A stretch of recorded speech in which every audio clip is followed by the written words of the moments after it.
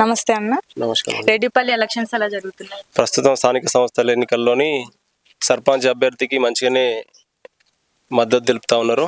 ముఖ్యంగా రెడ్డిపల్లి గ్రామంలోని ఏదైతే వార్డు మెంబర్స్ ఉన్నారో ముఖ్యంగా అందరూ దాంట్లో 70% యువకులే. ఇన్ని రోజులు కాంగ్రెస్ పార్టీ జెండా మోసిన వాళ్ళే. కాంగ్రెస్ పార్టీ పనిచేసినందుకు వాళ్ళకు గుర్తించి వాళ్ళకు వార్డు మెంబర్గా ఇచ్చారు. ఇక్కడ ఉన్న జనాలు కూడా కాంగ్రెస్ పార్టీకి బ్రహ్మరథం పడతా ఉన్నారు. ఎందుకంటే పార్టీ చేసిన సేవలు, ఇందిరమ్మ ఇండ్లు కానివ్వండి, ఏదైతే రేషన్స్ కార్డు కానివ్వండి, ఈ సన్న బియ్యం కానివ్వండి, ఉచిత బస్సు ప్రయాణం కానివ్వండి, రైతు రుణమాఫీ కానివ్వండి, అంటే ఈ వార్డు మెంబర్లు ఎవరైతే ప్రచారం చేస్తా ఉన్నారో ఆ క్రమంలో మేము చెప్పకుండా వాళ్ళే చెప్తున్నారు కాంగ్రెస్ పార్టీ మాకు మంచి చేసిందని. ఎందుకంటే వాళ్ళే చెప్తున్నారు గత బీఆర్ఎస్ పాలనలో 10 సంవత్సరాల్లో మాకు ఇందిరమ్మ ఇండ్లు ఏ ఇండ్లు రాలేదు, ఇస్తామని చెప్పారు. అప్పటి నుంచి ఇప్పటిదాకా ఏం లేవు. కానీ కాంగ్రెస్ పార్టీ వచ్చిన తర్వాత ఇందిరమ్మ ఇండ్లు వచ్చినాయి. దానికి మేము సంతోషంగా ఉన్నాం. భవిష్యత్తులో కూడా ఇంకొస్తాయని మేము భావిస్తా ఉన్నాం. ఇట్లాంటి వాటితోటి మేము కొన్ని సందర్భాల్లో మేము చెప్తా ఉన్నాం, కానీ ఎక్కువ సందర్భాల్లో వాళ్ళే మాకు చెప్తున్నారు. అంటే పార్టీ పైన ఆ రకంగా అభిమానం ఉంది. ముఖ్యంగా దమ్మల్ల ఇప్పుడున్న వార్డు మెంబర్లు ఎవరైతే ఉన్నారో జనాల్లో తిరిగే వాళ్ళే యువకులు కాబట్టి వాళ్ళకు కూడా ఈ ఒక్కసారి యువతకు ఛాన్స్ ఇవ్వాలనే ఉద్దేశంతో చేస్తా ఉన్నారు. ఇప్పుడు సర్పంచ్ గా కత్తెర గుర్తు నుంచి వెళ్ళి భగవాన్ రెడ్డి గారు నిలిచినారు. సీనియర్ కాంగ్రెస్ పార్టీ నాయకులు, వాళ్ళ అన్నదమ్ములు కానివ్వండి, కాంగ్రెస్ పార్టీకి ఎంతో మంది పనిచేశారు. వాళ్ళ బలిదానాలు కూడా అయినాయి. అయినా కూడా వాళ్ళు ఏమాత్రం వేరే పక్కదారి పోకుండా కాంగ్రెస్ పార్టీకి ఆర్నిశలు పనిచేస్తా ఉన్నారు. మాకు దృఢమైన సంకల్పం ఏంటంటే ఈ సర్పంచ్ తర్వాత రెడ్డిపల్లి గ్రామంలోని ఇందిరమ్మ ఇండ్లు అన్లిమిటెడ్ వస్తాయి. పైలట్ ప్రాజెక్ట్ 2వ విడతల పైలట్ ప్రాజెక్ట్ తీసుకుంటారని మేము భావిస్తా ఉన్నాం. గతంలో ఒకసారి మీరు చూసుకోండి, ప్రస్తుత అభ్యర్థులు ఎవరైతే ఉన్నారో ఇప్పుడున్న అభ్యర్థి మా కర్ర భగవాన్ రెడ్డి గారు, ఆయన సంపాదించింది ఆయన దగ్గర ఉన్నాయి, అప్పులే ఉన్నాయి. ఆ రకంగా ఎవరు వచ్చినా కూడా సేవ చేస్తాడు. ఇవాళ నాకు పడనోడు వచ్చిండా ఏంద్ర బిడ్డ అనే పని చేస్తాడు తప్పితే వాడు లంగా వీడు దొంగ అన్నాడు. ఆ రకంగా ఇప్పుడున్న యువతకు దారి చూపించాలే, భవిష్యత్తులో రాజకీయాలకు రావాలని ఇప్పుడు ఉన్నటువంటి వార్డు మెంబర్స్ ఎవరైతే యువకులు ఉన్నారో వాళ్ళని ప్రోత్సహించుకుంటూ భవిష్యత్తు గెలిచిన తర్వాత గ్రామ అభివృద్ధికి ప్రత్యేక భూమిక పోషిస్తారండి. ముఖ్యంగా రెడ్డిపల్లి గ్రామంలోని ఎన్నో సంవత్సరాలుగా గుడి ఈ విధంగానే ఉన్నది. ఇంతకుముందు ఉన్న అధికారులు ఎవరైతే ఉన్నారో వాళ్ళు ఓకే అధికారంలోకి వచ్చిర్రు, సంతోషం. గుడి మాత్రం ఇట్లా ఉన్నది. వాళ్ళ కొద్దిగా అంత కొంత లబ్ధి పొంది వాళ్ళు నిమ్మలంగానే ఉన్నారు. అయినప్పటికీ ఈ ఈ టర్మ్ లో కంపల్సరీ రెడ్డిపల్లి గ్రామంలోని గుడి నిర్మాణం అవుతుంది.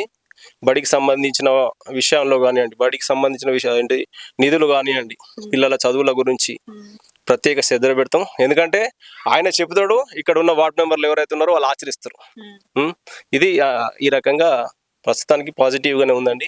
ఎదుటి వాళ్ళకి ఎంత డబ్బులు ఉన్నా కూడా ఎండ్ ఆఫ్ ద డే మనం చేసే సంక్షేమం చేరాలి అంటే కాంగ్రెస్ పార్టీకి ఓటేయాలి. కాంగ్రెస్ పార్టీ బలపరిచిన అభ్యర్థికి ఓటేయాలి. ప్రస్తుతం ఇప్పుడు వచ్చిన ఇక్కడ ఇందిరమ్మ ఇల్లు ఒక్కసారి నేను చెప్పగలుగుతాను. రెడ్డిపల్లి గ్రామానికి 18 ఇందిరమ్మ ఇల్లు వచ్చినాయి. వేరే గ్రామాలలో కొద్దిగా 18 అంటే బూత్ వైజ్గా వచ్చినాయి. దాంట్లో అట్లీస్ట్ ఒక విలేజ్కి ఒక 20 వచ్చినాయి అనుకోండి, దాంట్లో 5-6 అట్టనోళ్ళే ఉంటారు. కానీ రెడ్డిపల్లి గ్రామంలో వచ్చిన 18 18 ఒకటి చిన్న పెండింగ్ ఉంది. మిగతా అన్ని కంటిన్యూషన్ కడుతున్నారు. దాంట్లో ముఖ్యంగా కొంతమంది ఇందిరమ్మ ఇండ్లు కట్టుకుంటోళ్ళకు మా దగ్గర ఆర్థికంగా పైసలు లేవు అని అంటున్నారు. వాళ్లకు మా కాంగ్రెస్ పార్టీకి సంబంధించిన కమిటీ మెంబర్లు వాళ్ళే కొంత సాయం చేసి 10,000 20,000 ఇచ్చి వచ్చిన తర్వాత ఇల్లు సిమెంట్ బస్తాలకు ఇచ్చారు. వాళ్ళు ఏంటి బిల్డింగ్ కూడా నిర్మించుకుంటా ఉన్నారు. అది కూడా సంతోషంగానే ఉన్నది మాకు. రాబోయే ఇంకా ముందు జీవితం భవిష్యత్తులో ఇప్పుడు గెలవబోతున్న వార్డు మెంబర్లకు రాజకీయ పరంగా ఇంకా ఉన్నతంగా మంచిగా ఉంటుందని కోరుకుంటూ రోజు ప్రచారంలోనే ముందుకు పోతా ఉన్నాం. మాకు సవాళ్ళు వస్తూనే ఉంటాయి, పోతూనే ఉంటాయి. మాకేం ఇబ్బంది లేదు. ముఖ్యంగా రెడ్డిపల్లి గ్రామంలోని తెలిసింది ఏంటంటే ఇంతకుముందు బై ఎలక్షన్స్ వచ్చినప్పుడు కాంగ్రెస్ పార్టీ జెండా పట్టి మోసినాం మేమంతా. కొన్ని సందర్భాల్లోని వాళ్ళు ఇష్టానుసారంగా మా పైన దాడులు చేసిన, కొట్టిన, ఇష్టానుసారంగా చేసినా కూడా మేము జెండా ఏ రోజు ఇడవలేదు. ఇప్పుడు ఇక్కడ ఉన్న వాళ్ళు ఎవరైనా కూడా కాంగ్రెస్ జెండా పట్టుకొని పని చేసిన వాళ్ళే. అయ్యో నన్ను వాళ్ళు కొడతారు వీళ్ళు కొడతారని ఎవరికి భయం లేదు. జెండా ఉన్నది అంతే. ఆ జెండా ఇవాళ వాళ్ళని కాపాడుతుంది. రేపు భవిష్యత్తులో వాళ్ళని ఇప్పుడు ఈ 17వ రోజు ఏదైతే ఉందో గెలిపిస్తుందని నమ్ముతా ఉన్నా. దాని తర్వాత వాళ్ళు కూడా ఏమంటున్నారు, ఇప్పుడు ఏదైతే మేము ప్రతి ఇంటింటికి పోతా ఉన్నాం, వాళ్ళు ఓటర్లను కలుస్తున్నాం. 17 తర్వాత 17 రిజల్ట్ వస్తాయి. రిజల్ట్ వచ్చిన తర్వాత కూడా మీ ఇంటికి వచ్చి మీ ఆశీర్వాదం తీసుకుంటాం అని వాళ్ళు దృఢ సంకల్పంతో ఉన్నారు. ఈ వార్డు మెంబర్లు ఉండడం వల్ల గ్రామంలోని కమ్యూనికేషన్ ఈజీగా ఉంటుంది. ఇప్పుడు ఏదైతే ఈ విలేజ్ లో 2,000 మంది ఉన్నారు, ఓటర్స్ ఉన్నారు కాబట్టి ఏదైతే వార్డు మెంబర్లు ఎవరైతే ఉన్నారో ఏదైనా భవిష్యత్తులో ఏమైనా సంక్షేమ పథకాలు కానీ అట్లాంటివి ఏమైనా తీసుకొచ్చినప్పుడు ఈ వాళ్ళకి సంబంధించిన వార్డుకి సంబంధించిన వాళ్ళకి ఇన్ఫర్మేషన్ ఉంటుంది. ముఖ్యంగా ఇది ఏంటంటే వార్డు మెంబర్లకు ఎవరి పరిస్థితి ఏందనేది వాళ్ళకి ఇంకా పూర్తిగా క్షుణ్ణంగా తెలుస్తుంది. ఇప్పుడు ఈయనకి ఇల్లు ఉన్నదా, ఆయనకు రేషన్ కార్డు ఉన్నదా, వాళ్ళకి పింఛన్ రాలేదా, ఇట్లాంటి సమస్యలు వాళ్ళకి తెలుస్తూ ఉన్నాయి. వాళ్ళు కూడా ఎప్పటికప్పుడు బుక్లు రాస్తున్నారు వాళ్ళకి. ఎందుకంటే యువత అనేది ఎట్లుంటుంది అంటే వీళ్ళు చేసే పనులనే తెలుస్తూ ఉన్నది. ఇప్పుడు ఇంటింటికి పోయినప్పుడు ఆయన సమస్య రేషన్ కార్డు రాలేదా, లేకుంటే వేరేది ఏమైనా ఇబ్బంది ఉన్నదా రాసుకుంటున్నారు. అన్ని బాగానే ఉంది, మరి అవి నెరవేరుస్తున్నారు. నెరవేరుస్తారు. ఇంతకుముందు చేసిరు, నెరవేరుస్తారు అంటే ఇంకా నెరవేర్చిరండి. ఇప్పుడు ఇందిరమ్మ ఇండ్ల విషయంలో చూడండి. ఇందిరమ్మ విలేజ్ లో ఒక విషయం నేను చెప్తా ఉన్నాను. ఇందిరమ్మ ఇళ్ళ విషయంలో ఇక్కడ పకడ్బందీగా కమిటీ సభ్యులందరూ రాసిన తర్వాత కూడా దాంట్లో 2 పేర్లు కింది మీద అయినాయి. ఆ కింది మీద అయినా ఏదైతే కార్యదర్శి ఉన్నాడో కంప్లైంట్ చేస్తే తీసి పవతల వారేసారు, రేపు సస్పెండ్ అవుతాడు. ఇది మేము వీళ్ళు చేసే పని, ఇది ఒకటి చేయలేదు, వీళ్ళందరూ కలిసి చేసారు. అది పార్టీ పైన వాళ్ళకున్న పేదల పైన ఉన్నటువంటి నమ్మకం. భవిష్యత్తులో కూడా ఇట్లాంటివి చేస్తారు. ఎందుకంటే ఇది ఎలక్షన్ కోడ్. వాళ్ళు ఏంది నేను ఇది చేస్తా అని చెప్తారు, చేస్తామని చెప్తున్నారు. ఒక రోజు అటో ఇటో అవుతుంది, పక్కా మేము చేస్తాం. ఇదేం గత ప్రభుత్వం కాదు, ఇది ప్రజాపాలన కాంగ్రెస్ ప్రభుత్వం కాబట్టి మేము ఏదైతే చెప్పినామో చేస్తాం అని వాళ్ళందరూ తీస్తున్నారు. సో మీ నాయకుడు గెలుస్తాడని మీరు అనుకుంటున్నారు? మేము గెలుస్తామండి. కాకపోతే మెజారిటీ కొరకు వాళ్ళు చూస్తా ఉన్నారు.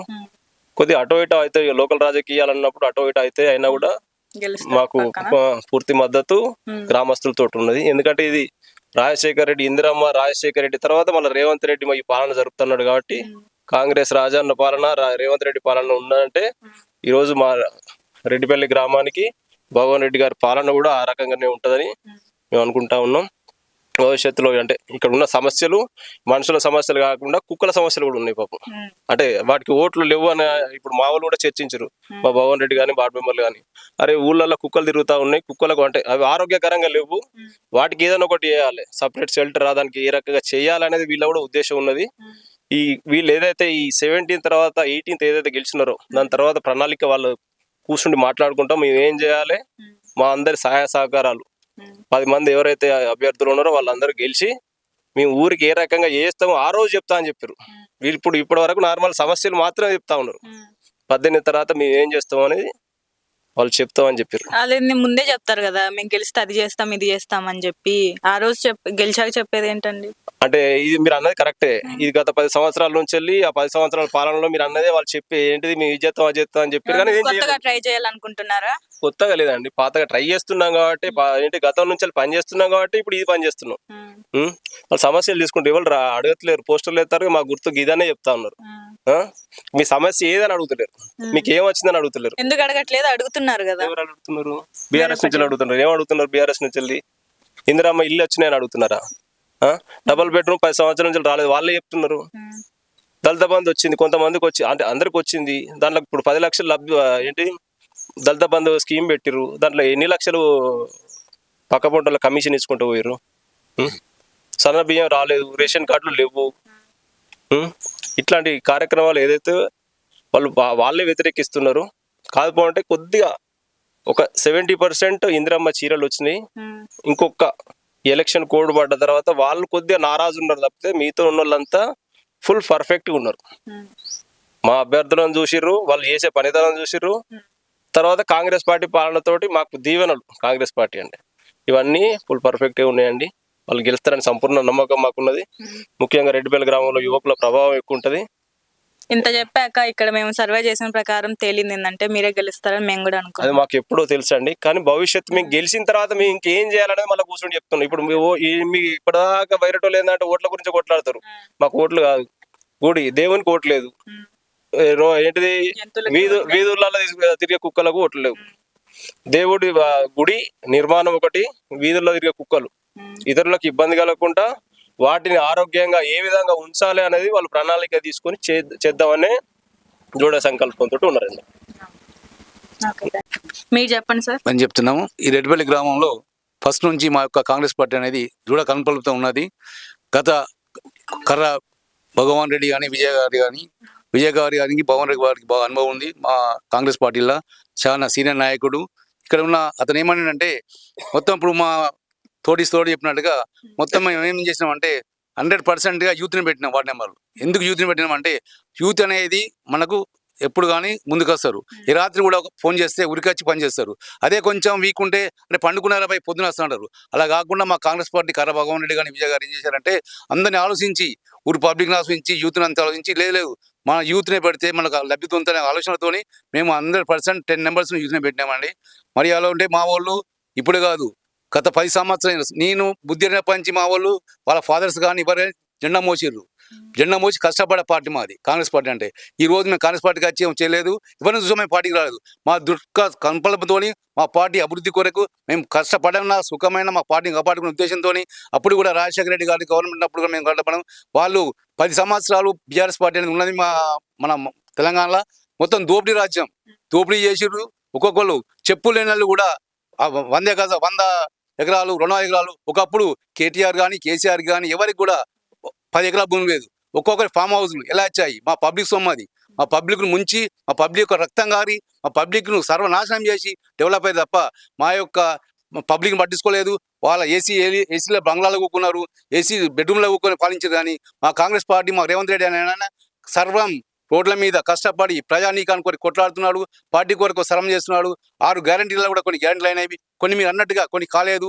వాటికి కూడా ట్రై చేసుకుంటూ ముందుకు పోదామని ధైర్యంతో సంకల్పంతో మా నాయకులకు ఉన్నది. ఇప్పుడు మా కర్ర భగవాన్ రెడ్డి విజయ్ గారు ఏంటంటే అతను సీనియర్ నాయకుడు, మా ఊరికి ఎంతో చేస్తారని మేము అతన్ని ఎన్నుకున్నాం.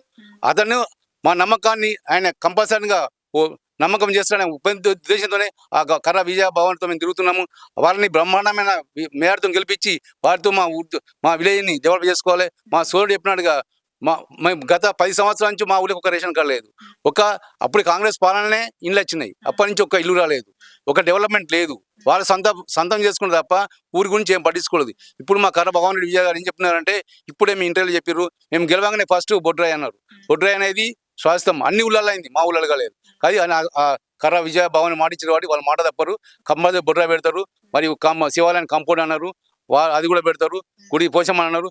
వారి కర్ర విజయ రెడ్డి కర్ర భగవాన్ నమ్మకంతో మా ప్రజలందరము వాళ్ళ అండదండలు ఉండుకుంటూ వాళ్ళ శివభిలాషి ఉండుకుంటూ మమ్మల్ని ఏ రాత్రి అయినా ఆపద కాపాడుతున్నాడు అనే ఉద్దేశంతో మేము వాళ్ళ కాంగ్రెస్ పార్టీలో ఉన్నాము, కాంగ్రెస్ నాయకులు ఎన్నుకుంటున్నాము. మా కాంగ్రెస్ పార్టీ అనేది దివ్యంగా ఉన్నది.